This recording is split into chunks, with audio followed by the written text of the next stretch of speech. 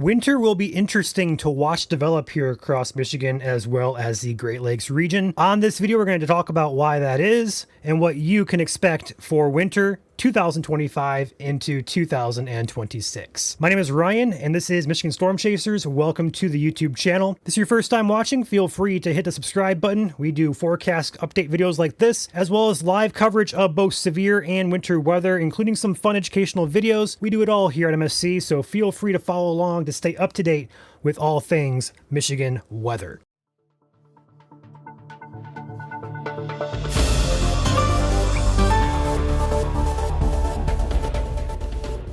I want to start the video by jumping into a brief plug for our merchandise. A lot of you guys don't know we actually do have merchandise available on our website as well as over at helicity.co. Both stores are owned by us. Anything you buy will support us as well as provide you with some pretty cool merchandise. But on our website, we just dropped 3 new Halloween designs. We got 'Tis the Season, we got the ducks, and we got the ghosts on there. If not a fan of Halloween though, we got the original MSC logos, some quotes on there as well. More products will be added soon, but in the meantime, we do have several products available to you. Feel free to check it out. The link is in the description on your screen as well. MichiganStormChasers.com/merch MSC. Back over to the winter outlook of 2025 into 26. Let's dive into the real reason why you are watching this video. Our patterns here in the US and also Great Lakes region are heavily dictated by several moving factors at any given time. But this year, we're going to key in on one factor individually that we believe is going to drive our winter season, or AKA, it's going to be the main contributor to what we're going to see and what we're not going to see. And that is the ENSO phase or the ENSO cycle. ENSO stands for El Nino Southern Oscillation. It's a fancy term to describe oceanic sea surface temperatures in the Pacific Ocean near the equator. Let's go ahead and start there and talk about what all this means and what it is going to look like for us here in the Great Lakes region. On your screen currently, this is a map of all the oceanic sea surface temperatures across the globe. And as you're going to notice here, we're going to circle the area of interest there by the equator. We're noticing the blues and the greens here start to develop. What that is indicating is below average temperatures there on the surface of the ocean. Now, a cooler than average, as we're seeing here, is called La Nina. If this was opposite, hypothetically speaking, if it was warmer than average, it'd be called an El Nino. La Nina and an El Nino are very important because they can and they do heavily dictate our weather patterns here in the US. So we're going to establish right now we are trending toward a La Nina pattern. Now let's go ahead and jump back here. Let's talk about what that looks like for the Great Lakes region. Let's start with El Nino. If the opposite were happening, this would be the overall historical pattern that we see. Warm, dry, with a polar jet stream locked up to our north in Canada. During this pattern, we've seen it over the past couple of years, even back in 2022 and 2023, we had a very mild winter, very little snow, a lot of warm air. That was a very strong El Nino pattern. The subtropical jet, Pacific jet stream, stay to our south, keeping things nice and dry across the Ohio Valley region, but to our south keeps things fairly active across Florida, Texas, California, and parts of the East Coast. We have very few cold shots with the polar jet stream staying to our north. It does not allow cold air to penetrate further south, hence why we don't get cold air or cold enough for snow. Now, let's go ahead and talk about this winter and the opposite, which is La Nina. This on your screen currently is a typical La Nina pattern, which is what we are expecting this year. First thing to note, a lot of cold air from Canada gets to dip further south into the US because the polar jet stream is allowed to penetrate further south into the US. It allows a lot of cold air to also come with it, but also that active arrow, the arrow on your screen, so to speak, is the polar jet stream. That indicates an active storm track. Now, as those systems develop somewhere across the Ohio Valley region, they like to draw up a lot of moisture with it, and hence why you see a wetter denoted area across the Ohio Valley region into the Great Lakes. You see it kind of there in green, it says wetter. So the combination of both cooler and wetter indicate that we may be in for some snow, perhaps above average snowfall. That is our takeaway. Number one is that the La Nina pattern does suggest cooler and wetter conditions. Combination of those in the winter season usually indicates more snow. Now that we've established that the overall pattern is supportive of wetter and also cooler conditions, let's take a look at the models and talk about some caveats that could come into play, and then dive into our official forecast for the winter season. On your screen currently, it is the ENSO forecast based on several models here. Everything on the right, all those random letters can jumble together. That's all the models. Each model is then plotted on a graph, on a line graph here. As you can see, we have several spaghetti-ish looking lines that come through here. Simplifying things, 0, that's your neutral. Anything above 0 is El Nino. Anything below 0 is a La Nina. On the bottom, that is your months. So SON, September, October, November. OND, October, November, December, so on and so forth. So we're going to focus in on the winter months here from about December through about March, which is going to be right about this general region, this block right here. As you can see here, most all the models are indicating La Nina.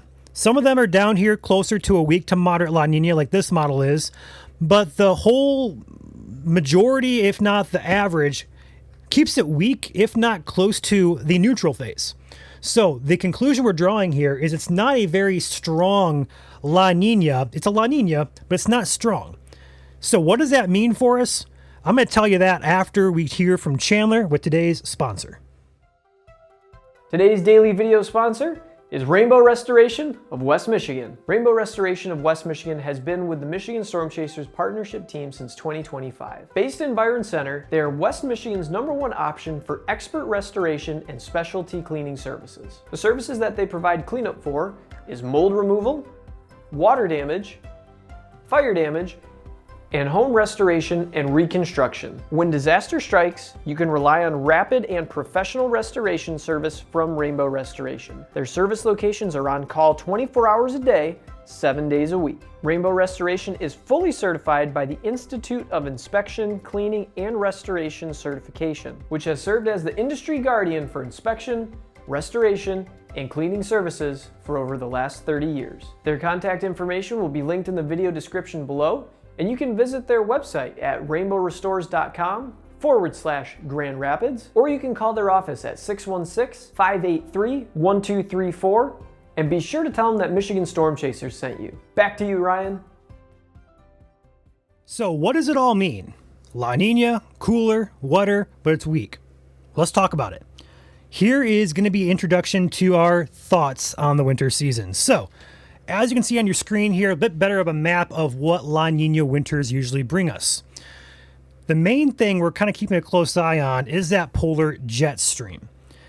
We're likely going to see a repeat of last year where that polar jet stream will deviate to the north of us, and then it comes further south and it kind of blasts us with Arctic air. We call them Arctic blasts, actually. Those Arctic blasts will be pretty much normal this year, we feel like, because with the weak La Nina, it's probably going to be deviating quite a lot.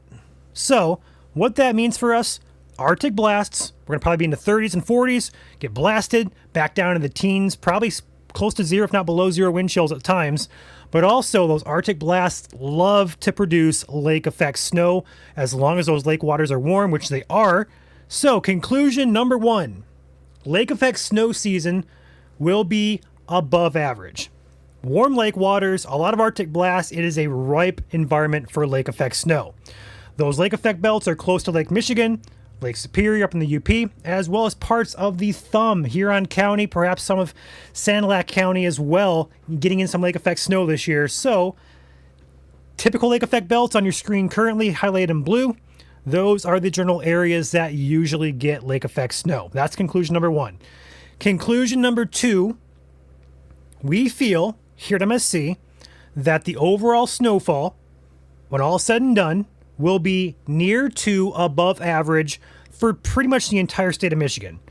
We see a pattern here that supports colder, wetter conditions, as well as Arctic blasts. We're going to have a combination of a good snowy winter here. So, conclusion number 2, near to above average snowfall for the entire state of Michigan. Conclusion number 3. This is going to be the important part here. Based on data that we're seeing, winter is going to start a bit warmer than average. November, December will probably be close to average, if not above average. But then we get to the new year, January, February, March, and April, we're seeing a cooler end to the season. So a lot of our snow may happen during the second half of that. And that's based off climate models we're looking at, long-range forecasts, and overall pattern historically lining up with previous years. We're seeing a nice, warmer start to the season, but then we turn cold on the second half of the year. So we get to January 1st, you're like, where's all our snow you guys promised us? Give it a little bit. Second half of the season is when we expect most of it to occur.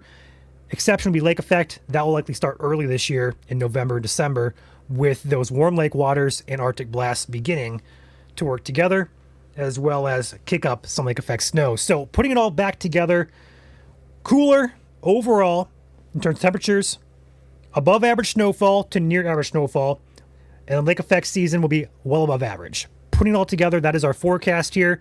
We can't tell you guys, unfortunately, how much snow you're going to get, exactly when and where. It's too early to tell that. We can't really forecast that until we're 5 days away, 3 days away, day of. It's winter. Stuff changes. So don't trust exact inch amounts, but overall pattern supports cooler and snowier conditions here for the winter of 2025 into 2026.